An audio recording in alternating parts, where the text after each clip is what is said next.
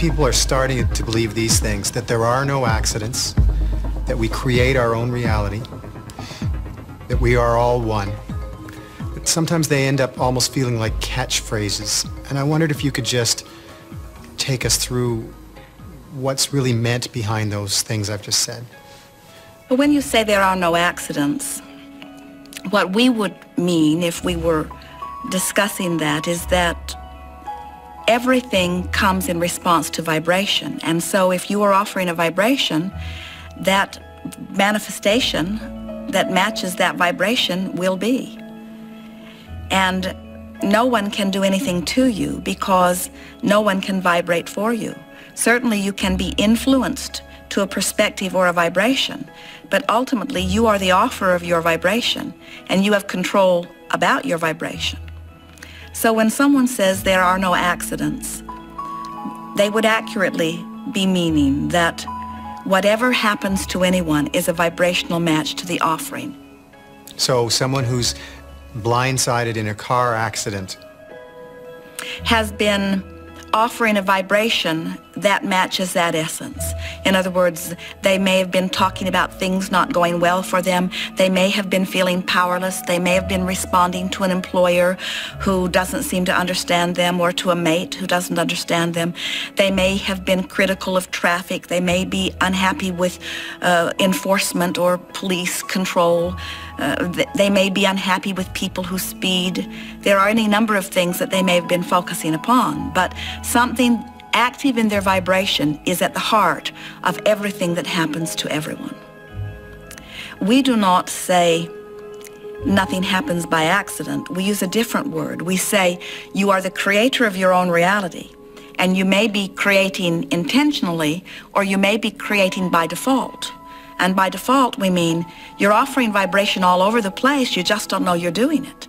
And you're not paying attention to the way you feel, so you're making no effort to guide the way you feel or to guide your vibration. So you're just taking what's coming. So when you're looking at something not wanted and offering a vibration about it, something that matches it is being attracted into your experience in that moment. How about this, we are all one? It can almost seem trite when you say it. Well, physical humans have a very difficult time contemplating that. That's why it feels like a catchphrase, because they say it and don't mean it. You look at your individual bodies sitting in your chairs and you feel that you are individual clumps, and you do not realize that you are eternal consciousness that is always streaming. And so physical friends often, as they begin to contemplate non-physical, then assign a non-physical clump of energy to a physical clump of flesh, and they call it a soul. And they have pictures in their mind of the clump. It was a little bit what was in your earlier question when you said, have you ever been physical? As if this clump of non-physical energy now infused itself in this clump of physical flesh, and now I'm alive. When what's really happening is it's a stream of non-physical consciousness that is flowing endlessly into everything that you know is physical, even into this chair, into the cells of your body. Everything and everyone coming forth from this one stream of consciousness. It's unsettling to humans to contemplate that, because you see yourself as superior consciousness and you see yourself as thinkers, and we have to acknowledge that this stream of consciousness has many different perspectives, but it is all one stream. In the workshops, you speak of humans being on the leading edge of thought. What exactly do you mean? Your question follows perfectly, because that is just where we were going to take this stream of consciousness that is coming forward. You are on the leading edge of thought. Here you are in this contrasting experience which evokes from you new wanting. And that new wanting is the asking or the summoning of that which is us, or that which is source. So as you ask, source energy comes forth to fulfill that which you are asking for. No end to it. No end to the expansion of that which is source. In other words, when you realize that you are the physical extension of that which is source.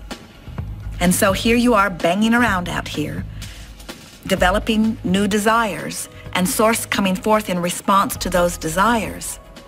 You see how it works? Mm-hmm. Mm-hmm. I think I see what we get out of our interactions with you. People are able to ask you questions and get some answers. What's in it for you? Well, even more than what's in it for us relative to these questions, we want you to understand that you, as humans, are the leading edge of that which we are. In other words, you summon us forth into the new place. Physical human often has a misunderstanding. He sees himself as inferior, and he sees Source, or God, as that which is complete and perfect. And now he's here banging around trying to catch up with that perfection, when it is so much the other way around. In other words, Source energy is constantly expanding, and this time-space reality is the place of this expansion. And so by your willingness to experience and endure contrast, you develop the new desire which summons all that is forward into that new place. And if that is not what life is, there can be no other explanation for life, you see.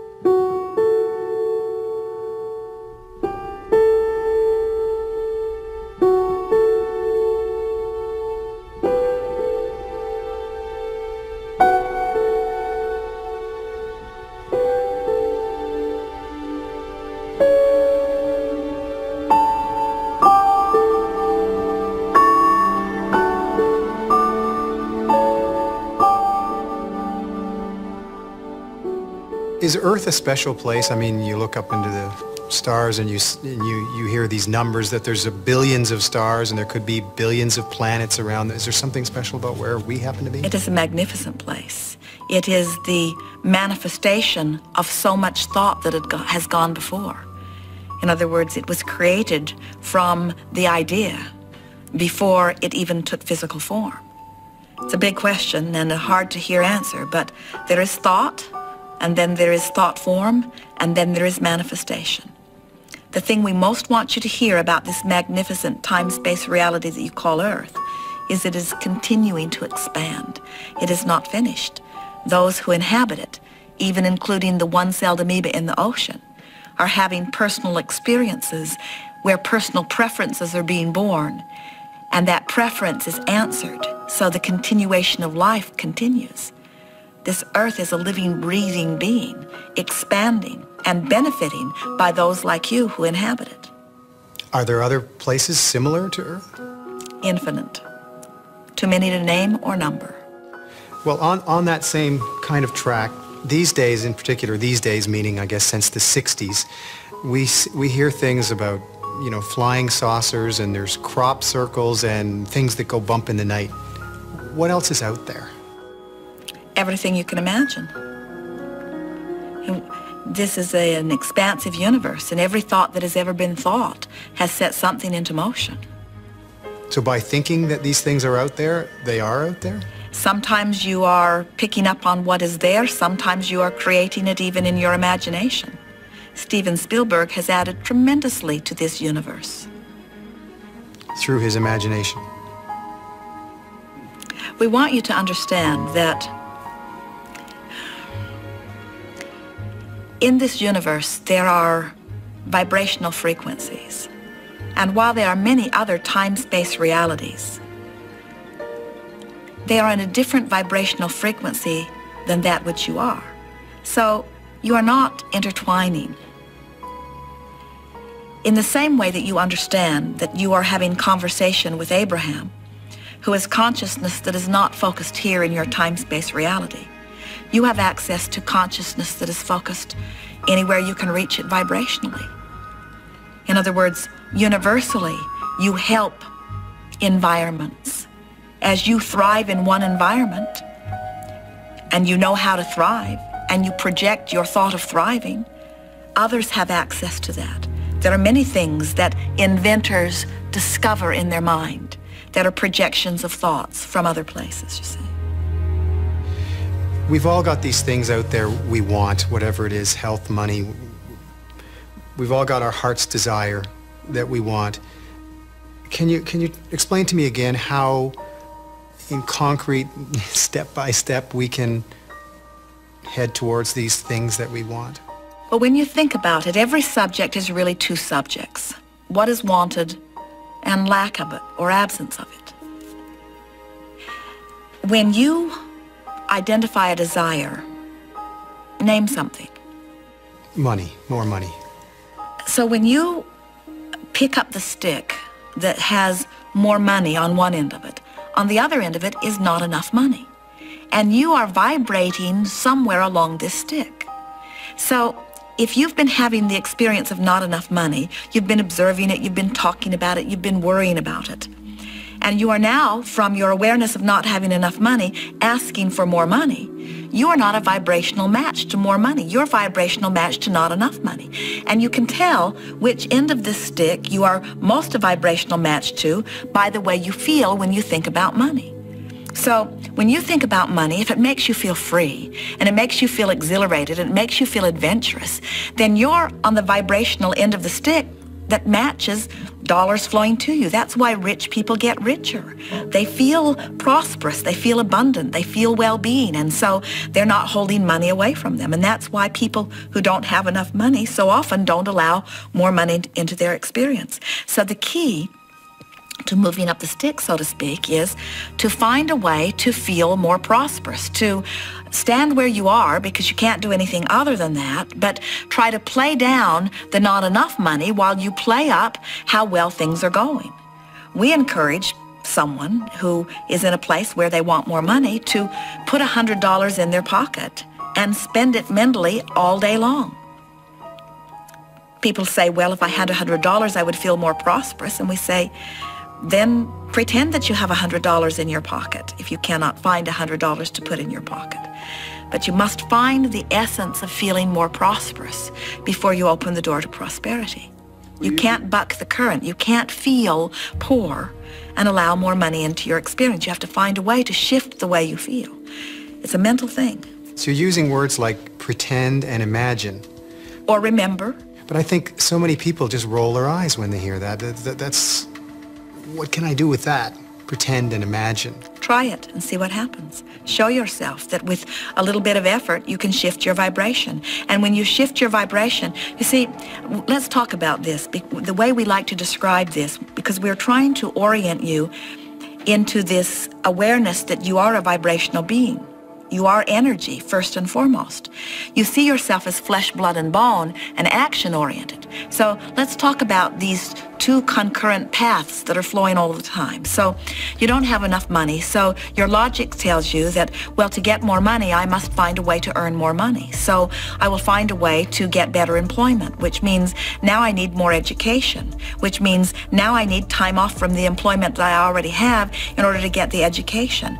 So I achieve some way of getting the education, and now I have to convince someone that my education is worth paying more money for, and now I have to apply for the job, and now I have to convince them that I am the best one of all those that they are looking over. And so then I get the job, and then I have to convince them that I'm really worth more than they are paying. And we say, oh, it is a very long, hard journey that you are upon. It is no wonder that so many are discouraged and rolling their eyes. We understand why they might do that. What we want them to understand is that the journey from despair over not enough money to a feeling of hopefulness that there might be more money is something that can be achieved with a willingness to try in a matter of minutes.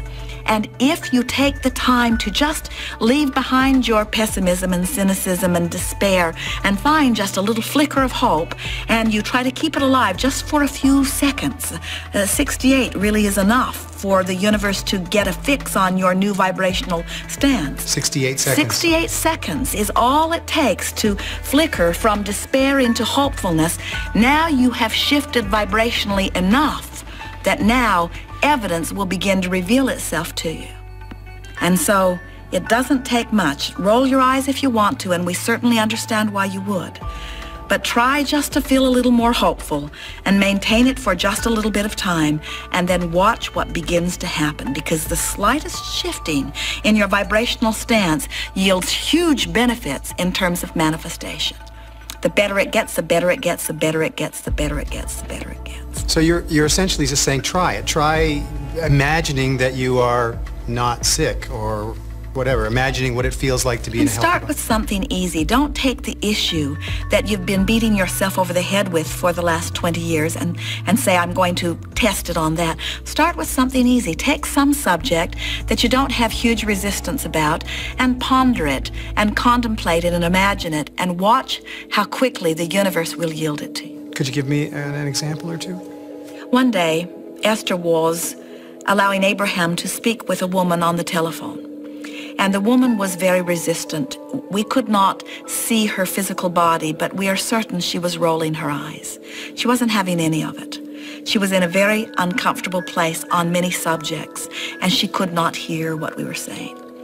So we said to her, choose 3 subjects and just contemplate them lightly, and then watch them show up in your life today. Well, she couldn't choose anything. She couldn't find anything, so we suggested, think about butterflies. Think about how they fly around. Think about how light they are in the air. Think about the different varieties and colors of them. And then we said, think about a subject like blue glass. Think about the varieties of blues and the clarities of glass. And think about the number of different things that could be made from the blue glass. She still wasn't having any of it. We said, think about a feather. Think about many feathers. Think about feathers on birds or feathers in hats. The consultation ended, and the woman went on her way. And Jerry and Esther were in La Jolla, California, and they went downtown for lunch. They parked the car, and when they got out of the car, Esther said, oh, this is a new shop. I have not been inside this shop. I must see what is in here. And before Jerry could find her, Esther had disappeared into this shop. Deep into the shop she went, and on the back wall of the shop, she found the most magnificent display of blue glass that she had ever seen. Every color, every texture imaginable. Esther did not make the association between the blue glass that she was seeing and the stimulation of thought that we had offered earlier. And then she joined Jerry, and they had a lovely lunch. And then they went to their favorite place down by the cove, they call it, where the ocean meets the land. And as they approached the area, a flurry of butterflies surrounded them, so much so that for a moment they had to stop talking to keep from eating butterflies. And still, Esther is not making the association between what is happening and the conversation that we've all had earlier. And then a little boy, an Oriental boy, maybe 4 years old, is running toward Esther. Esther can see him. He is definitely coming to her as if he knows her. And as he gets close to her, he stops about 3 feet from her and holds a pigeon's feather for Esther. And at that moment, Esther remembered the conversation. Within 1 hour of activating within her vibration, these 3 subjects, all of them had appeared in her experience. The universe is actively responding to your vibration in every moment. And when you deliberately or indeliberately activate something in your vibration, the universe will bring it to you. Knowing it, the fun of deliberately activating a vibration and then watching the universal response is the best that life can yield to you. That seems almost like I'm testing something, which is, I guess, what you're saying. It was what you asked. Right, so do a little test. We would encourage you, in other words, if you want to, we want you to show yourself your power.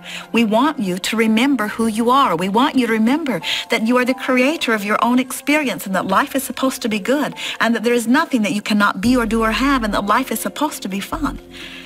But you have to practice in order to show yourself that you can do it. We can show you that we can do it, but then all you have is a very powerful guru. We want you to be self-empowered, you see.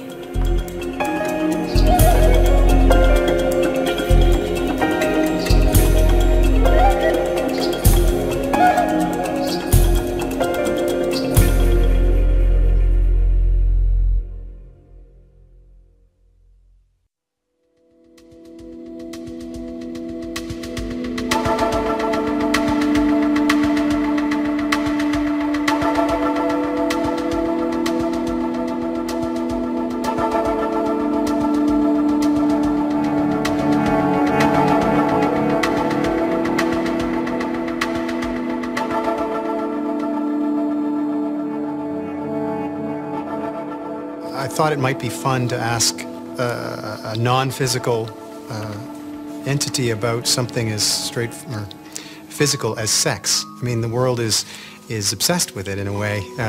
It's good for the world too. Mm-hmm. It's in our advertising. It's in everything. Speak to me, if you would, just about the nature of sex and the drive that we all have. Well, everything about you is attractive in nature. In other words, because you're eternal. So as you come forth into this time-space reality, you were born with impulses that assure the continuation of that which you are. The entire universe is established in order to produce continuing desire, you see. Sexuality, in its purest form, is what source energy really is. In other words, there is no difference in the energy of that which you call sexuality and in the energy of that which you call the pure essence of that which you are. Sex is discussed from a lot of different vantage points. It means different things to different people. We teased you a little bit, but we really mean it. Your sexuality is important to the perpetuation of that which you are, and that's why you were born with such a drive about it. In the same way that thirst encourages you to give the cells of your body something that they want and need. Sexuality is the same thing. How long can we live? Well, you are eternal beings, but we sense that your question is about in your physical body? Yes, yes. I mean, everyone wants to be a little younger, and Jerry mentioned earlier wanting to live to a certain age that's past the norm for right now. Well, it is optional to a certain degree. And really, in fairness, we have to say, if you are the creator of your own reality, and you are able to conjure a desire to live 500 years or more, then this time-space reality and this physical apparatus that you have has the ability to sustain that. In other words, there really is nothing that you cannot be or do or have. But the non-physical essence that is you, that comes forth into these bodies, really adores the continuing new vantage point. There's something so exhilarating about coming forth into that fresh new vantage point, leaving behind all of those hang-ups and points of resistance that thwarted the joy, you see. It is possible for someone like you to, at any stage of life, discover who you really are and rid yourself little by little, piece by piece of resistance and open to the pure positive energy that flows through, and live this life experience riding this continual wave of finding a new desire and allowing it to be fulfilled. This time-space reality has the ability to keep you living happily ever after eternally. But no one's yet done it. And there is not a reason to do it because the freshness of the new perspective is so intoxicating. But you don't remember yourself. But you know who you are so keenly, and you have this guidance within you. And there are those like you who have left breadcrumbs along the way, books in the libraries that law of attraction guides you toward, you see. And you would not be in this passionate place of wanting to know now if it weren't for some of the banging around that you've done along the way. In other words, isn't your most delicious meal eaten while you are hungry? Mm-hmm. You see. What does happen when we die? We prefer to call it croaking. We try to be as disrespectful as we can since there is really no death. You are eternal. But what happens when you experience that which you call physical death is that you immediately re-emerge into pure positive energy, and you instantaneously leave behind all doubt and fear and feelings of unworthiness, and you immediately re-emerge into, blend into, knowing who you really are. For those like Esther who have tasted that experience of pure positive energy while she's still here in this physical body. It's what it feels like for her to have Abraham flowing through her.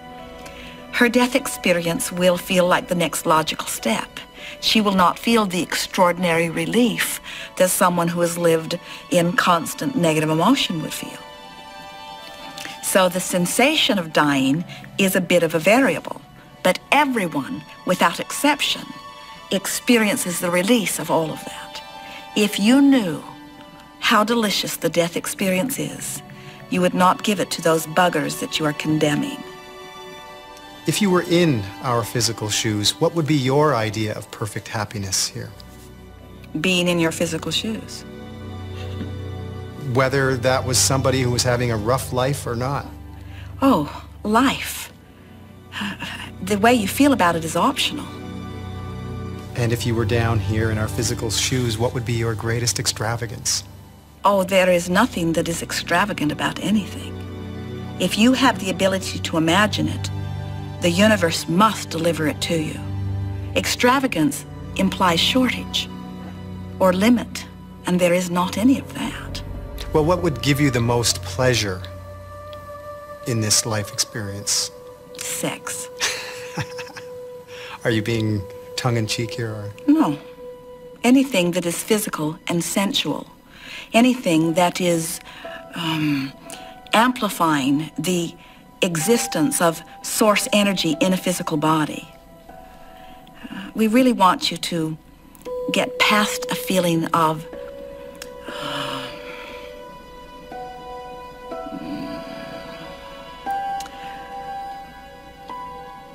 there should be no limits if you have the ability to identify it. This time-space reality has the ability to give it to you. And we want you to get over any feeling of limitedness or unworthiness that denies you that. And so your questions are amusing to us when you say, if you were in physical form, because we are in physical form. In other words, everything that you live, we are aware of, but we see your life experience from our perspective, and that's why there are no bad days from our perspective of your physical life, no matter how bad your physical life feels to you.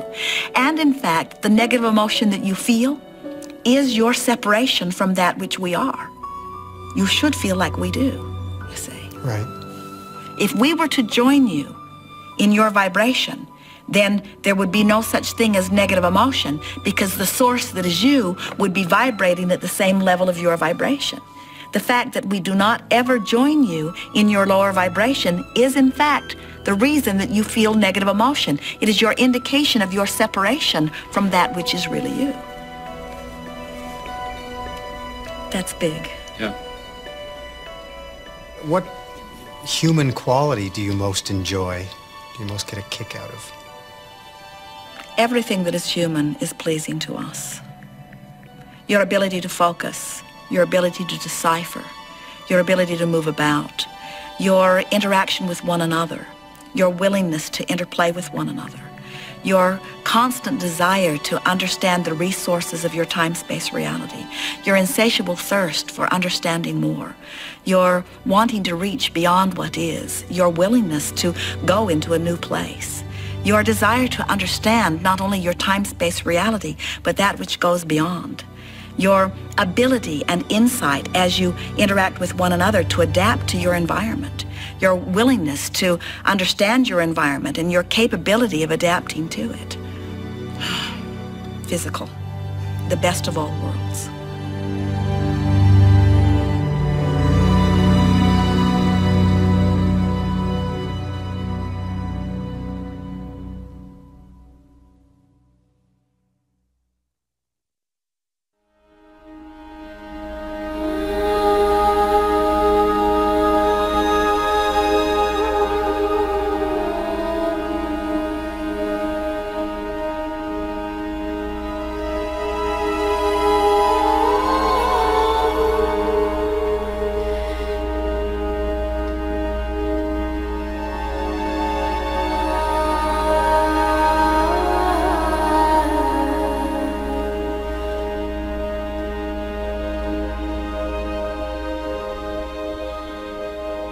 What would you most value in friendship, or what should we most value in friendship down here? I mean, what should we be looking for in each other? Nothing. You should look for your connection to Source, and in connection to Source, you are self-sufficient, and then you radiate to all value. But we all have a desire to, we have something called loneliness. But loneliness is because you are looking at something in a way that does not allow the full essence of who you are to flow through you. In other words, we would look to others for example of well-being, but we would not ask anything from another to fill any void within ourselves. Right. We would understand that any void can only be filled by the allowance of connection to that which is our source. Sometimes you look to others, you find someone, for example, someone who loves you, and as they hold you as their object of attention, oh, it does feel delicious. Because in their love of you, they're connected to source energy and they're flooding it all over you. And you say, oh, this feels so good. But now you need their undivided attention. If they give their attention to someone else or something else, then you feel like a puppet that somebody has let go of the strings. Mm-hmm. Where if you are interested in the feeling of love flowing through you, rather than being loved by someone else, now you're utterly self-sufficient. Now you're connected to this eternal stream, you see. We share this world with so many other consciousness, other beings. There's a big thing now about eating animals, eating meat, and all of that sort of thing. Can you speak to us about that? I mean, why they are here and what our relationship should be to the animal kingdom? Well, the beasts of your planet have many reasons for being, and they are different from your reason for being. They are tremendous balancers of energy because they are pure positive energy. They are in pure connection to their source. You call it their instinct, and you are amazed at their ability to migrate and move about and interact. But they are connected to source energy, and so they are operating from broader perspective for the most part. It's possible for you to take an animal and domesticate it, and then they begin to vibrate and act more like humans. But the beasts in the wild are pure positive energy. As you watch them in the wild, you notice that they are a predominant source of food for one another. Now, it's possible for humans, you talk about the bully, so let's say that your America could become united enough on this front, don't worry, they never will, that they could offer their bombs to anyone that ate meat. In other words, they set out a decree that no one forevermore will ever again, no human will ever eat meat. And they enforce it with the bombs that they have in place. And so let's play the silly game that all humans stopped eating meat. But we promise you that the beasts will continue to devour one another. The big fish will eat the little fish, and the lion will eat the gazelle. In other words, it is the balance of life. It is the support of life. And they all knew it coming in. So many of the animals that are being eaten would not even be in existence if they were not being raised for the purpose of being eaten. And when you take the trauma of death out of the equation, of which the beasts have none, then you understand that they joyously come back again and again and again. They romp and have fun and love life and are joyful. They are the best teachers on the planet, as a matter of fact. They do not fear death, and they don't mind being eaten. But many of them aren't romping and playing, I mean, because we need so much chicken and beef. Well, we have to say to you that the orchestration of the balance of life on your planet is taking place at the source energy level. And anyone who does not want to come forth, we promise you, does not. So if that cow or if that pig or if that chicken did not want the experience that it was coming forth into, its consciousness would not come forth. And the fact that it is coming forth means that there is something in it for it. You also have to remember, consciousness is consciousness with different intentions, you see. We know this is another one of those things that it's hard to hear from your physical format, but we want you to know the beasts of your planet joyfully come forth, and not one resents being eaten. And if it bothers you to eat them, it's not wrong for you not to. And if you want to eat them, it's not wrong for you to eat them. I guess there seems to be, and I was just using animals as an example, although we all have different things we agree and disagree on, political, this, that, and the other thing, there always seems to be I think there's some underpinnings that most people would agree are right ways of doing things and wrong ways. You know, not killing each other is one that, even though we don't all do it, we would agree. You break that rule the most. Right. It's the rule that is your greatest hypocrisy. You speak it, but you do not live it. No.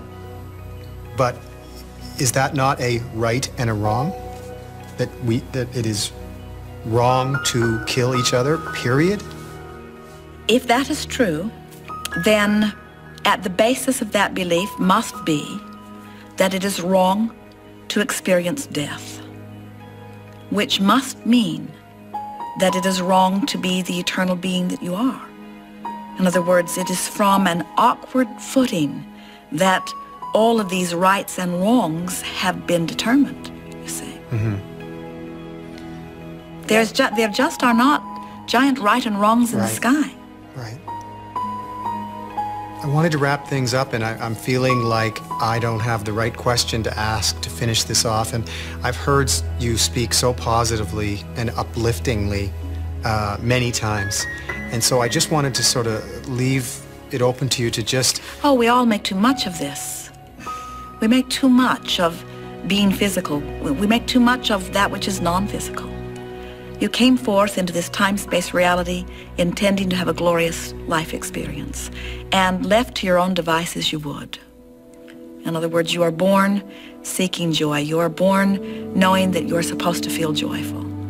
And it gets a little topsy-turvy as you are influenced by others to believe that if it feels good, it isn't, and that if there's struggle and suffering in it, that there is probably virtue somewhere in it. In other words, you get crossways of your guidance system, and that really is what we are most wanting to help you to rediscover. We want you to reactivate within yourself your awareness of your own guidance system so that you can remember who you are and so that you can figure out which way you're headed and which is the right way. There is not one right answer, but there is certainly guidance coming forth from your broader perspective that would let you find the path to that which you are about, you see. You didn't all come intending to live exactly identical lives. You came forth to live diversity and variance and difference and to stimulate within one another variety and desire. You came forth to live in joy, and anything that is a departure from that is off your path. Joseph Campbell, a wonderful man and teacher in your physical environment, gave you the best words that we've ever heard spoken for living your life in the way you intended before you made the decision to come forth. In other words, how you felt coming into this life experience when he said, follow your bliss. If you will follow your bliss, if you will reach for the thoughts and the words and the actions that feel good while you're thinking them or speaking them or contemplating them or doing them, then you will be the being that you came forth to be. But what we notice as we see someone in despair or even in anger, sometimes they can't even get a whiff of bliss. And so our message is, let bliss be your goal, but if you are in despair, then reach for the life-giving relief that anger will give you. And then say to yourself, I feel better in my anger than I felt in my despair, and get some of your power back in doing that. And then say, but I don't want this anger either. I'm on my way to bliss, but bliss is too big of a jump. Maybe I can just find frustration. And then reach for the breath of fresh air that frustration gives you and find it, and then say, I found this frustrating thought on purpose, and it sure feels better than the anger that I felt before. And then about frustration, then start reaching for some hope. And when you find hope, then start reaching for some belief. And when you find belief, then start reaching for some knowing. And before you know it, you're remembering who you are, you see. But you cannot guide yourself by using someone else's criteria. And your criteria is the way you feel. The better you feel, the more on your path to who you are, you see. Good feels good. That's what we want you to remember, and it's what you innately know. And it's not the big struggle that you often think for people to remember that, because while you may have for 10 or 20 or 30 or 40 or 50 or 60 or 70 or 80 or 90 years, maybe you have been far from your connection to source energy, but you are eternal beings who have for so much longer known yourself as joyful beings. So a little dose of it brings your memory back fast. Thank you. It's our pleasure. Something more? We are complete.